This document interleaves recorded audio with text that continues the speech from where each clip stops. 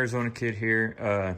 This is a fabrication, a modification, whatever you want to call it, video to the Honda Foreman. Yeah, it's the Honda Foreman. I'm sorry, it's like getting tongue-tied here. The Honda Foreman, but I believe I know the Ranger for sure is the same way, and I would guess the Honda Foreman Rubicon is the same way. Now, as for the Rincon or the new Honda Rubicon 4x4, or however they word it, which is pretty much just a Rincon 700, because they've renamed it. I don't know about that one, because I just haven't seen one in a while, so I don't know. But I know the Rancher, the Honda Foreman Rubicon, and the Honda Foreman Plane, obviously that's the one that's here. They all have the same thing. So what am I talking about? What am I fabricating here? So this is the shield that goes around the machine, and you take it off for your oil change. If you ever take off your oil change, you know what I'm talking about. Well, at the very top of it, it has these, let's see if I get in there, it has these little pins here. Well, mine over on this side, it broke off. So where do those pins go? So right here, right by the gas tank, that's where those pins go into, and you're putting it back on. And it keeps it from like that shield moving around a little bit. Has it been bad since it broke? Not really. Not really like a bad modification. But before I get too far ahead of myself, so this one, I left the rubber in. I got the other side rubber here. And what am I modifying on it? So this side, I was kind of disappointed. It's really shallow. The hole's not very deep. It goes down and it hits the fuel tank. Well, you obviously can't drill that out, or you put a hole in your fuel tank.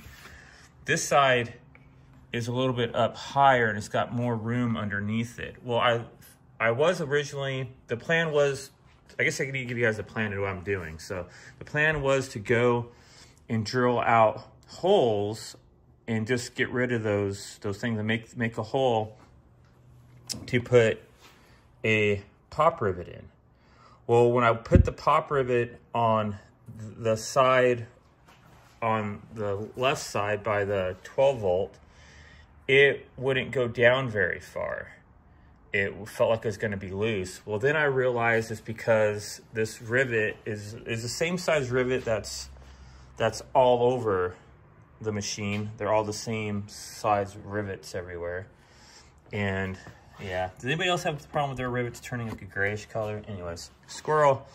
But it's funny because everybody's Hondas I've seen, they all start turning gray. The other black stays black, but the rivets turn gray. But anyhow, back to the project at hand. I realized that since that hole was a little bit bigger than this rivet, instead of going and trying to get a bigger rivet, it actually pushes in. Sorry, I got it to do it before, and now I'm like, oh, like, it pushes into the rubber. So my plan is, since it does that, it actually raises it up enough on the other side, having the rubber lip, and it will seat and hold it in there. So my plan is just to, I know people are going, well, that's going to be a pain. I'm going to have two rivets on the side. I have to take it off for my oil change. Boo-hoo. At least it'll keep it from rattling. Because that's what it does now, rattles. It literally rattles a little bit since that pin broke right over here. And I don't know how much this big black metal piece would be right here, because that's what you have to do. And I did try to super glue it and re-adhesive on that pin, and it just kept falling back off. So I just gave up on it. So you guys can try that too if you want to try that first, but I'm sure this piece costs a lot more than this $4 bag of rivets from Amazon. But all I got to do is drill out, like I'm going to cut off this pin. I guess I could keep that one, but I'm not. I'm going to cut it off, make both sides the same, and then drill out a hole for that rivet to go through. That's the whole plan of it all. And that should be an easy fix. Like I said, you have to take those rivets off now, but it's just the cheapest way to do it. It's literally costing me, I said, like $4 for the bag of rivets. And but my biggest thing I want to tell people is you need to keep, I'd keep these rubbers on. Don't take them off. The rivet goes right through it, and it's gonna hold it down. So I'm not gonna show me drilling that out. Like I said, I mean, I guess I could. I might, we'll see, but I'm gonna get to drilling that out and then putting this shield back on and then sticking the rivets in it. So See you in a sec. Alrighty, I'm back. So I did not film drilling the 2 holes out. So it has like a little uplip little thing on this, and you can kind of see a little bit of the outline still. I literally took wire cutters and like snipped that off, and it literally just kind of pops off this plastic. Kind of weird, I guess, but it left I left a like a U shaped, and then I knew that that's where I needed to push down for the drill. And all I did was set this down on top of this wood right here. You can see where the drills went through, and I pushed down, and because you want to make sure you're drilling into something and not like mess up your table. But I used oh, let that focus. All right, it's not focusing. 5/16 drill bit. So if you got the same pop rivets that would go on the Honda, that's the size hole you need, is a 5/16. So now I'm going to, like I said, leave your rubber grommets there. Don't take that off. I'm going to get this shield back wrapped around, and then I'll show you me installing these, and we'll see how it turns out.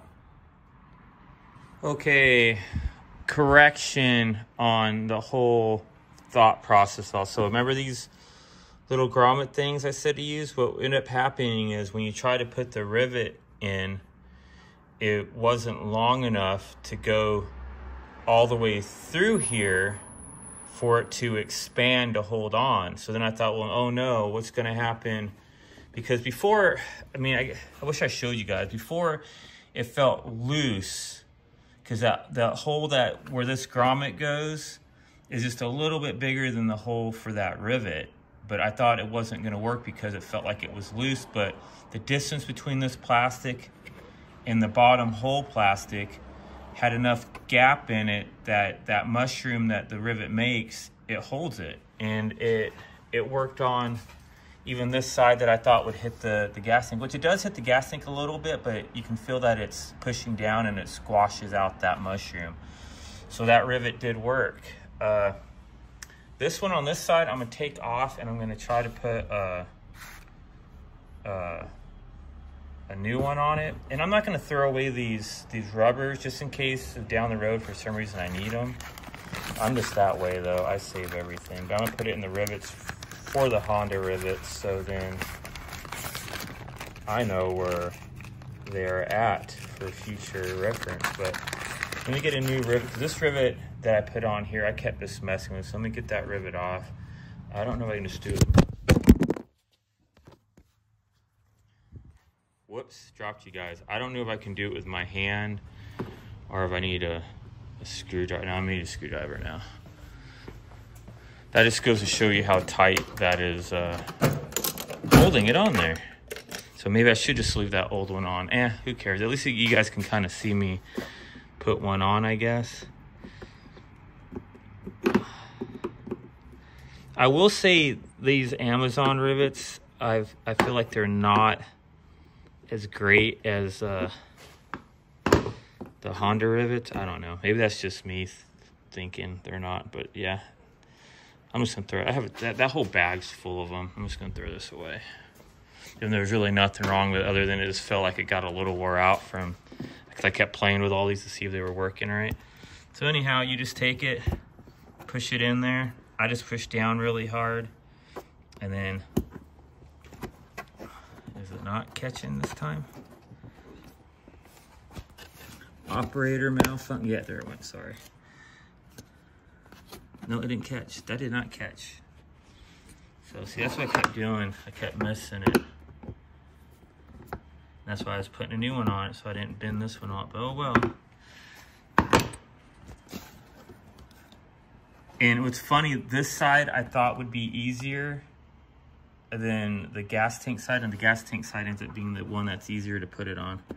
Because the gas, it's so, the bottom plastic, see, I keep pushing down too soon. I did it again. This is fun. The gas tank side is the underneath plastic. It's touching the gas tank, so it doesn't flex when you go to push this rivet in. And since this side flexes, it makes it harder to put the rivet in to get it to catch, which is like I said, funny because I thought this side would have been the easy side, and it was not the easy side. And I didn't catch it again. I know I need to do 2 hands with it, and I don't have my holder for the camera.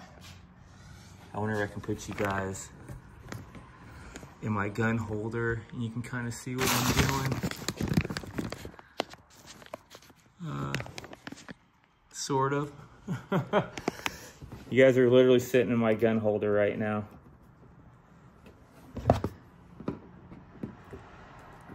You just need 2 hands. You need to push this down and be pulling up on the bottom plastic to get the 2 to go together. And there it went. And then now it's holding. You see when you pull up on this, oh, I just pulled it out. Oh. All right, I didn't get that very good. Well, the other side's not doing that. Let me check the other side if we can do that. No, see, the other side's holding good. I just didn't get that far enough down. So, like I said, this is the side I thought was gonna be hard and ends up being the easier side. Oh, well, I'm gonna get that rivet back in there. I guess I can let you guys watch again. It's coming a long video for you guys just to try to watch.